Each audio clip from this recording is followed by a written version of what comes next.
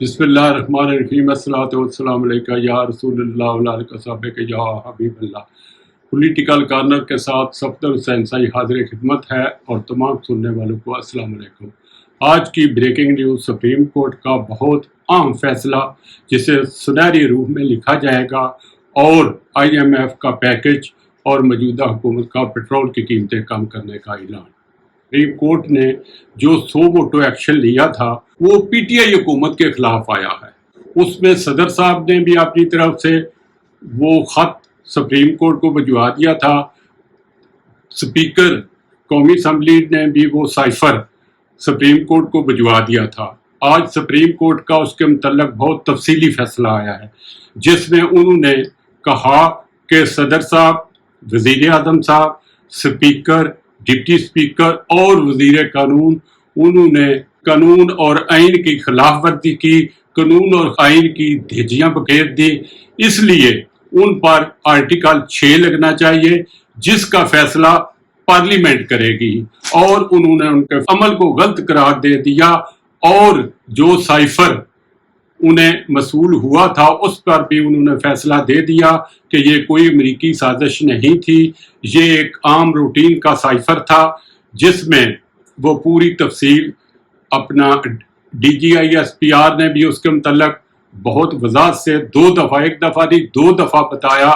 और साबका गवर्नमेंट ने भी, मौजूदा गवर्नमेंट ने भी अपने सिक्योरिटी एजेंसी, सिक्योरिटी इदारों से मीटिंग भी की। उसमें भी यही फैसला आया था कि कोई अमेरिकी साजिश नहीं हुई, सिर्फ उसमें धमकी दी गई है। बहरहाल आज सुप्रीम कोर्ट ने उस पर मोहर अपनी सबत कर दी और ये फैसला PTI के तमाम MNA, तमाम MPA, तमाम सपोर्टर वोटर पर बिजली बनकर गिरा। आज का जो फैसला हुआ है सुप्रीम कोर्ट का, उसके बारे में 3 प्रेस कॉन्फ्रेंस, धुआंधार प्रेस कॉन्फ्रेंस कह सकते हैं। पहली कॉन्फ्रेंस वजीर कानून आजम तारड़ साहब और चौधरी कमर जमान कैरा साहब, जो मशीर हैं वजीर आजम के, उन्होंने की। आजम तारड़ साहब ने उसको ऐसे कहा, उसने कहा कि सुप्रीम कोर्ट के ये फैसला सुनहरी रूह में लिखा जाएगा। उन्होंने तमाम कप्तान का बयानिया दफन कर दिया और तमाम उनके जो इक़दामात थे उन्हें गैर आइनी और गैर कानूनी करार दे दिया। उसके मुतल्लक उन्होंने तफसील से रोशनी डाली।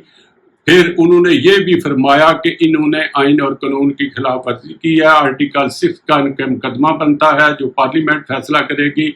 और वो फिर उसकी तस्दीक जब प्रेस कॉन्फ्रेंस राणा सनाउल्लाह साहब वजीर दाखिला ने की, तो उन्होंने कहा कि इंशाअल्लाह ताला हम इसके मुतल्लिक रेफरेंस तैयार करेंगे और कबीना की मंजूरी से इसे चीफ इलेक्शन कमिश्नर के पास भेजेंगे। वो उस पर फैसला देंगे। उसका बाद ये फैसला होगा कि उसके फैसले की रोशनी में सुप्रीम कोर्ट अगर हमारे हक में आता है तो ठीक है, वरना हम फिर सुप्रीम कोर्ट जाएंगे। अगर PTI के खिलाफ आया तो वो भी यकीनन सुप्रीम कोर्ट से दोबारा रजू करेंगे। लेकिन सुप्रीम कोर्ट चूंकि एक दफ़ा ये फैसला दे चुकी है, इसलिए इससे रिव्यू में तो जा सकते हैं, लेकिन फैसला ये बरकरार रहेगा।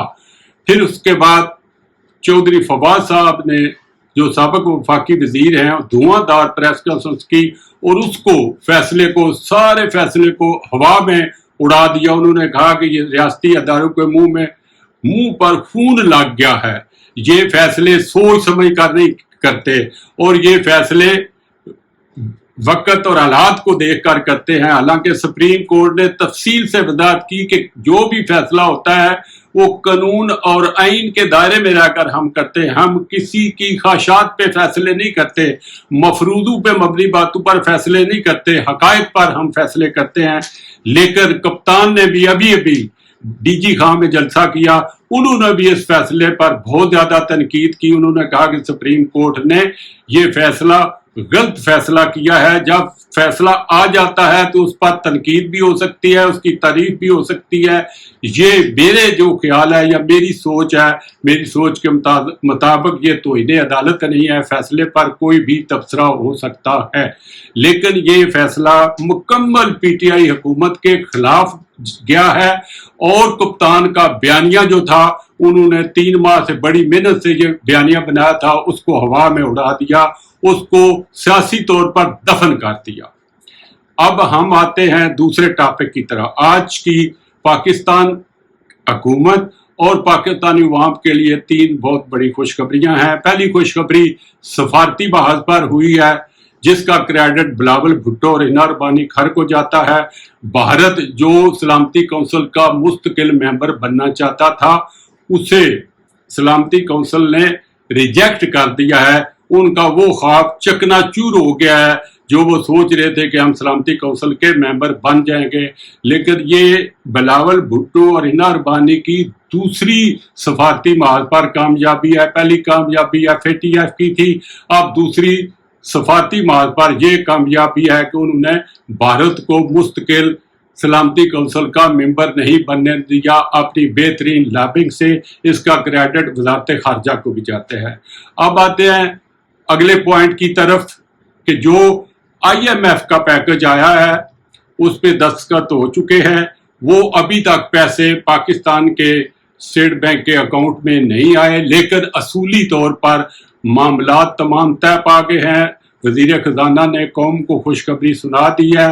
اس خوشخبری کے ساتھ ہی آج اسٹاک ایکسچینج مارکیٹ بھی چڑھ گئی ہے اور ڈالر بھی نیچے آنا شروع ہو گیا ہے. اگر جس دن وہ پیسے آ گئے تو یقیناً اسٹاک ایکسچینج مارکیٹ اور زیادہ اوپر جائے گی اور ڈالر بتدریج نیچے آتا جائے گا.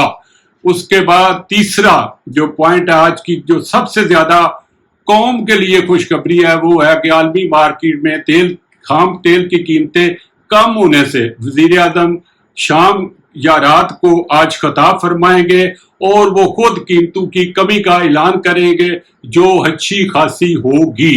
لیکن میں آج بھی اپنے اس تجزیے پہ قائم ہوں. جو لوگ مسلسل مجھے سن رہے ہیں, میرے سامعین ہیں, انہیں پتا ہے کہ میں نے ہمیشہ یہ کہا ہے کہ 17 تاریخ کا جو رزلٹ ہے وہ ایک قسم کا ٹریلر ہوگا. اصل فلم اس وقت چلے گی جب IMF کا پیکج منظور ہو کر پیسے ہمارے اکاؤنٹ میں آ جائیں گے. اس وقت موجودہ حکومت کی قسمت کا فیصلہ ہوگا کہ اسے برقرار رکھنا ہے یا اسے فارغ کرنا ہے, کیونکہ کپتان نے بھی مسلسل اداروں پر دباؤ بڑھا رہے ہیں, اس لیے کہ وہ کہتے ہیں کہ مجھے ہر صورت میں الیکشن کی ڈیٹ چاہیے, لیکن یہ اس وقت ہوگا. اب تو شیخ رشید صاحب بھی پہلے جولائی کو بڑا عام قرار دے رہے تھے, فواد چودھری صاحب بھی کہہ رہے تھے, لیکن اب وہ بھی 2 ماہ پہ چلے گئے ہیں. وہ بھی کہہ رہے ہیں کہ 45 سے 60 دن میں یہ فیصلہ ہوگا. لیکن میرا جو تجربہ ہے, میرا جو تجزیہ ہے, موجودہ حکومت کا مستقبل معاشی حالات پہ ڈیپینڈ کرتا ہے. بتدریج اگر معاشی حالات بہتر ہوتے گئے تو موجودہ حکومت اپنی مدت پوری کرے گی, ورنہ نومبر دسمبر میں الیکشن متوقع ہیں. بہرحال ہماری ہمدردیاں کسی جماعت کے ساتھ نہیں ہیں. جو بھی حکومت ہو یا اپوزیشن ہو, جو بھی اچھا کام کرے گا ہم اس کی تعریف کریں گے, اور جو غلط کام کرے گا اس کی نشاندہی کریں گے. اس دعا کے ساتھ کہ اللہ تعالیٰ اس ملک قوم کو سدا سلامت رکھے, سدا خوش و خرم رکھے. پاکستان زندہ باد. السلام علیکم. کل اپنے اگلے ولاگ کے ساتھ پھر ملیں گے انشاءاللہ. خدا حافظ.